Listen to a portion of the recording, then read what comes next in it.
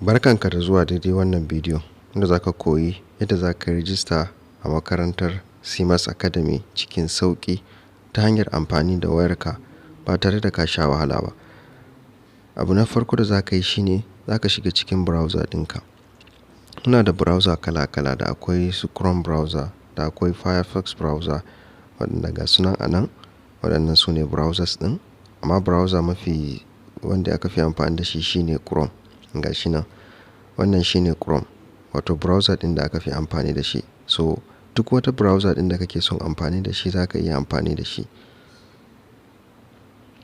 Wannan ita ce Chrome, wanda kusan kowace waya tana da shi, amma mu a nan za mu yi amfani ne da wannan browser ɗin da ake cewa Brave.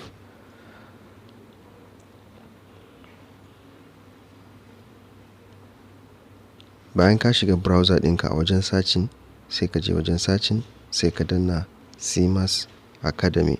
Ka rubuta CMAS Academy kamar haka, sai ka danna searching ko ka danna enter, ko kuma ka danna inda aka rubuta maka CMAS Academy, zai maka searching kai tsaye zuwa ga Google. Zai nuna maka wannan shafin. Za ka kalli website ɗin CMAS Academy. Wannan shine website ɗin CMAS Academy.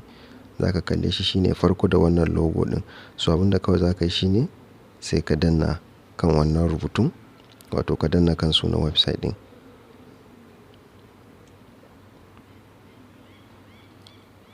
Bayan ka danna zai shigo da kai shafin. Wannan shine shafin CMAS Academy kai tsaye kamar yadda za ka kalla. Ga shi nan, wannan shine CMAS Academy. So waɗannan su ne wasu daga cikin kwasa-kwasan da suke kan website ɗin. Daga nan ƙasa za ka kalli wannan rubutun ya bayyana maka kamar haka. Zai nuna maka email ɗinka da continue as, kai tsaye sai ka danna shi. Bayan ka danna shi, sai ka danna, zai nuna maka cewa kai continue, sai ka danna continue.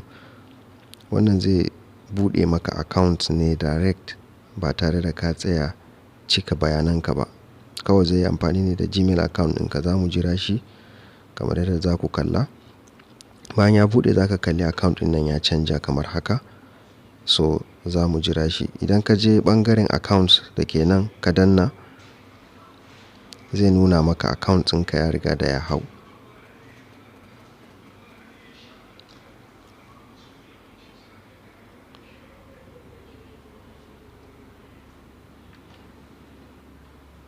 Kamar yadda za ka kalla, ga account ɗin ya hau. Farko dama ba account, yanzu ga shi account ɗin ya ɗauki sunan Gmail ɗinmu da sauran bayanai. Hanya ta biyu kuma, idan kana son buɗewa cikin sauƙi, misali kana daga nan, za ka je ka danna cikin account ɗin, wato ba sai ya nuna maka wancan pop-up ɗin ba. Duk lokacin da ka shigo, kawai sai ka shiga ɓangaren account kamar haka. Bayan ka shiga ɓangaren account, zai nuna maka waje kamar haka da wani ɓangaren register da kuke gani a ƙasa.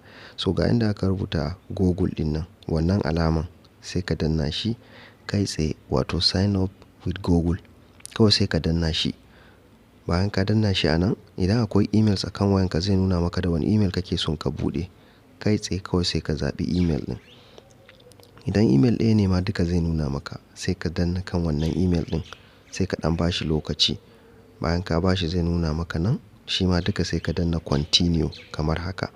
Idan bai nuna maka kalan wancan ba, zai nuna maka kalar wannan. Shi yasa muka sake nuna muku wannan hanyar. Za ka ɗan bashi lokaci kaɗan.